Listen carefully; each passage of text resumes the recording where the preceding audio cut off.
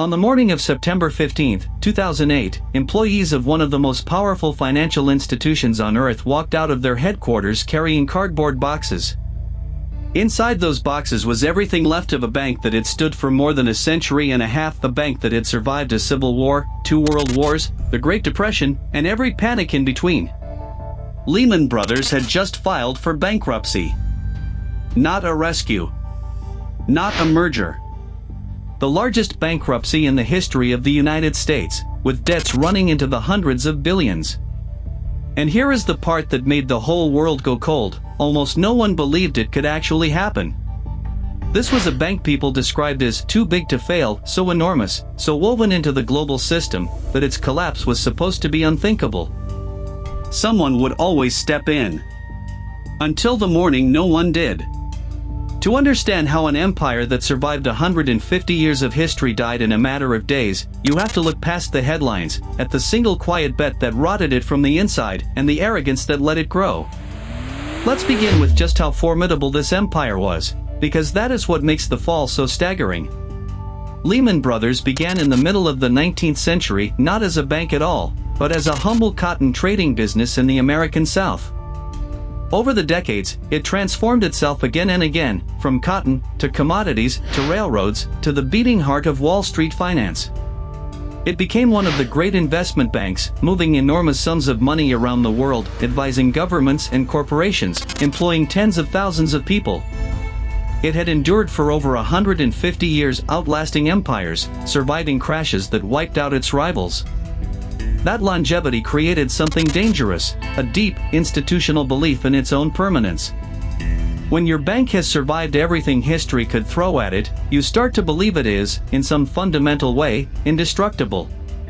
And an institution that believes it cannot fall is an institution that stops watching the ground beneath its feet. Which is exactly when the ground began to move. So what was the quiet poison? To understand it, you need one simple idea: leverage. Leverage means using borrowed money to make bigger bets. If you invest your own dollar and it grows 10%, you make 10 cents. But if you borrow $30 more against that one, and the whole thing grows 10%, your profits explode, as long as everything goes up.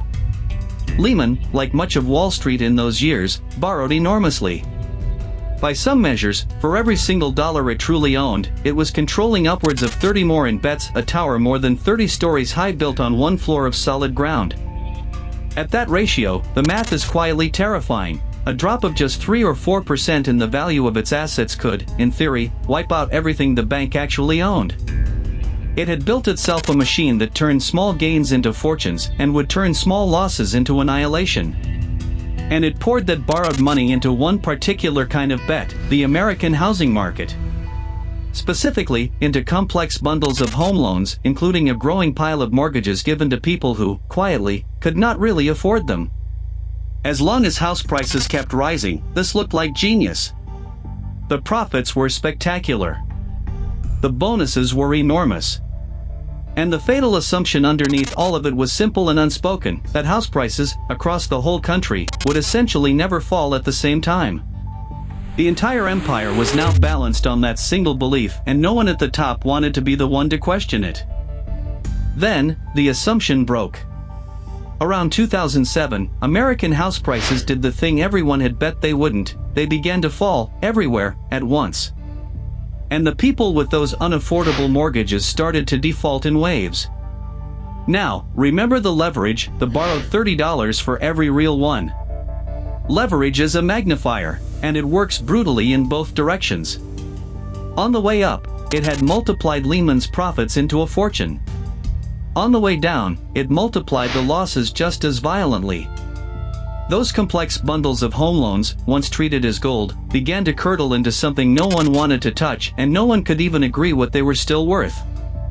Suddenly the most sophisticated bank on Wall Street was sitting on a mountain of assets that were quietly turning toxic, held up by an ocean of borrowed money that would have to be repaid regardless. The empire hadn't been struck by lightning. It had simply built its entire tower on the one assumption that finally failed, and now the whole structure was starting to lean. But here is the truth about a bank that most people never fully grasp, and it is the key to everything that happened next. A giant investment bank does not run on gold in a vault. It runs on one thing above all others: confidence. It borrows enormous amounts of money for very short periods, sometimes overnight, to fund its operations, and it can only do that as long as everyone else believes it is safe to lend to. The moment that belief cracks, the money stops. And in 2008, the belief cracked. As Lehman's losses became impossible to hide, its trading partners grew afraid. Lenders wanted their money back. Other firms refused to do business with it. Its stock price collapsed as investors fled. This is what a modern bank run looks like, not crowds outside a branch, but a silent, electronic stampede as the entire financial world simultaneously decides it no longer trusts you. And once that stampede starts, it feeds on itself. Fear causes withdrawals, withdrawals confirm the fear, and a bank that was solvent on paper on Monday can be a corpse by Friday. Lehman was running out of the only thing that had ever really kept it alive. Which brings us to the final, desperate weekend, the climax of the whole story. By September 2008, Lehman's leaders knew they could not survive alone. Their only hope was rescue, another bank to buy them, or the government to step in, as it had for others during the crisis. And this is where the phrase "too big to fail" met reality. Over one frantic weekend, the most powerful figures in American finance gathered behind closed doors to decide Lehman's fate. Potential buyers were courted and, one by one, walked away unwilling to swallow a balance sheet no one could fully understand, riddled with those toxic assets. And the government, this time, drew a line: it would not put public money in to save Lehman. Whether that was the right call is still debated fiercely to this day. But the effect was absolute.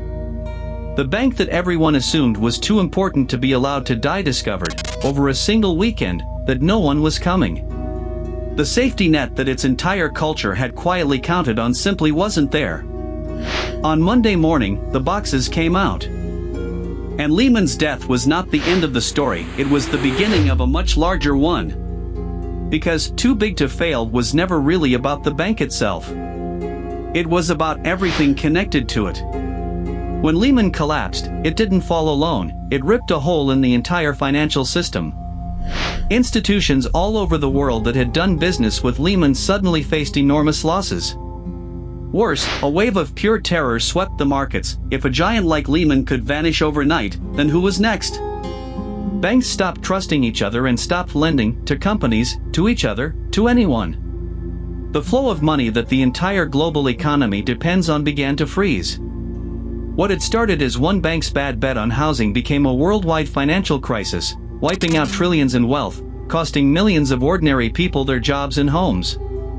This is the terrible lesson inside too big to fail. The very size that made Lehman seem invincible was exactly what made its fall so catastrophic for everyone else.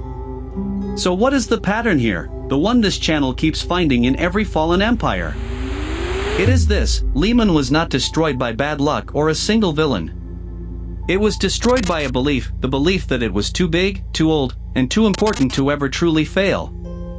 That belief let it pile on reckless leverage, because surely someone would catch it. It let it bet everything on one assumption, because surely that assumption was safe. And it let its leaders ignore the cracks, because surely a bank like this could always find a way out. Every empire that falls this way makes the same mistake: it confuses its size with its safety. But size is not strength.